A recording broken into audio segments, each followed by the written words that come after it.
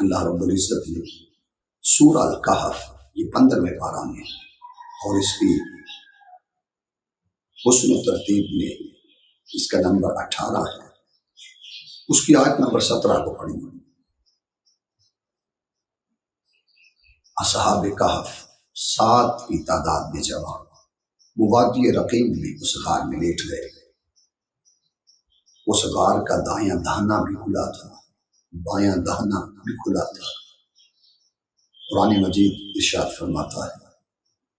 وَتَرَى الشَّمْسَ إِذَا طَلَعَتْ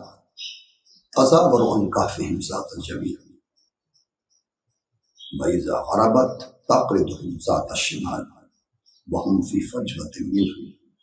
ذَلِكَ مِنْ آيَاتِ اللَّهِ۔ ارشاد فرمایا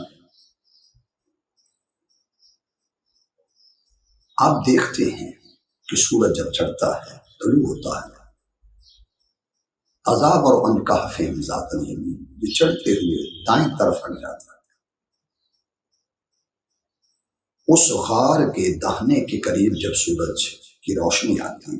حکم ہوتا ہے اے سورج ذرا دائیں طرف ہٹ جا۔ اگر وہ سورج اسی مقرر کیے ہوئے راستے پر طلوع ہو تو اس کے باعث جو اندر ساتھ لیٹے ہوئے ہیں ان کے جسموں پر دھوپ آئے گی، حدت آئے گی، حرارت آئے گی، گرمی آئے گی، اور اگر وہ اسی روٹین کے مطابق جو اس کے مقرر کیے ہوئے راستے ہیں اگر وہ چلے، غروب ہو، تو پھر عصر کے وقت جب وہ اپنی منزل کی طرف جا رہا ہوگا تو اگر اسی روش طریقے راستے پر چلے تو پھر جو بائیں طرف کا دہنا ہے وہاں سے دھوپ اندر آئے گی۔ تو اللہ رب العزت نے فرمایا ہم نے سورج کو حکم دیا وَتَرَى الشَّمْسَ إِذَا طَلَعَتْ تَزَاوَرُ عَنْ كَهْفِهِمْ ذَاتَ الْيَمِينِ۔ آپ دیکھتے ہیں اس سورج کو کہ جب یہ غار کے دہنے کے قریب آتا حکم ہوتا کہ اے سورج دائیں طرف ہٹ جا۔ وَإِذَا غَرَبَتْ تَقْرِضُهُمْ ذَاتَ الشِّمَالِ،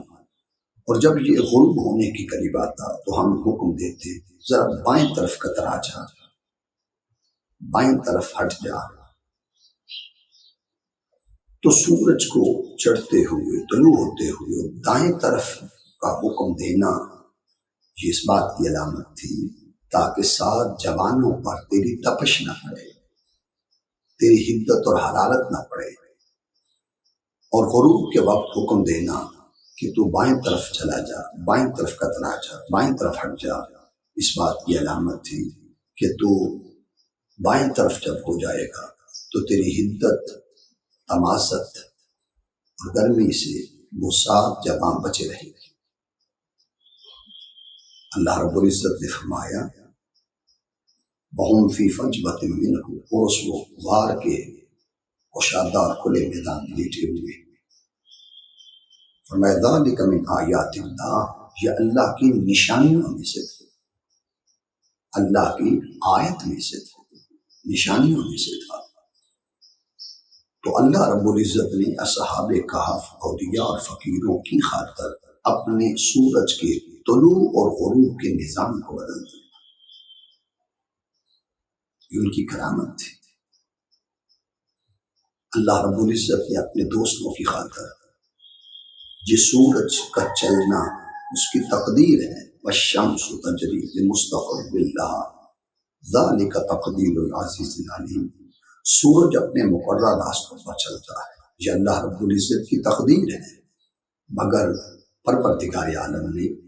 3 صدیاں 9 سالوں تک اس سورج کے چلنے کے راستوں کو اس لیے بدلا تھا تاکہ اگر یہ وہی راستوں پر چلے جو اس کے مقرر کیے ہوئے ہیں تو اس سے اولیاء اور صالحین کے جسموں پر دھوپ آنے کے باعث تپش، حدت اور حرارت میں پہنچے گی،